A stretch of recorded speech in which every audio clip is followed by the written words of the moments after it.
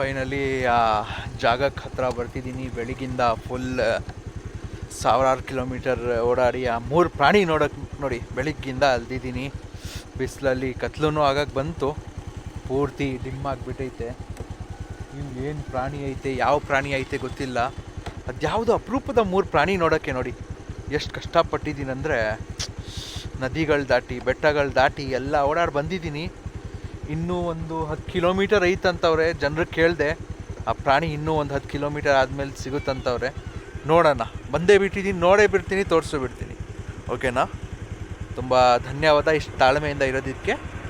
ನೋಡಿ ಎಲ್ಲ ಜನರು ಎಲ್ಲ ಇದಕ್ಕೆ ಹೋಗ್ತಿರೋದು ನೋಡಿ, ನೋಡ್ಬೋದು. ಇವರೆಲ್ಲ ಪ್ರಾಣಿ ನೋಡೋಕ್ಕೆ ಹೋಗ್ತಿರೋದು ಆಟೋಗಳಲ್ಲಿ, ಬಸ್ಗಳಲ್ಲಿ ಎಲ್ಲ ಮಾಡ್ಕೊಂಡು ಬರ್ತಾವ್ರೆ ನೋಡಿ. ಸ್ಪೀಡಾಗಿ ಬರ್ತೈತೆ. ಯಾವನೋ ವಿಜ್ಞಾನಿ ಎಲ್ಲೋ ಅವ್ರ ಅಪ್ಪನ ಮನೆ ಅಲ್ಲಿ ಮದುವೆ ನಡೀತದೆ, ನಂಗೆ ಹೋಗ್ತಾವನೆ. ಹೋಗಲಿ, ಇವಾಗ ನಾವು ಸ್ಪೀಡಾಗಿ ಹೋಗ್ಬಿಟ್ಟು ಸ್ಪೀಡಾಗಿ ನೋಡ್ಕೊಂಡು ಬಂದ್ಬಿಡೋಣ. ಓಕೆನಾ?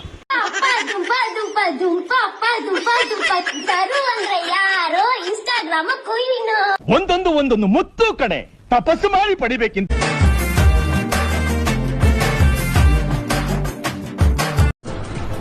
ಅಷ್ಟೇ.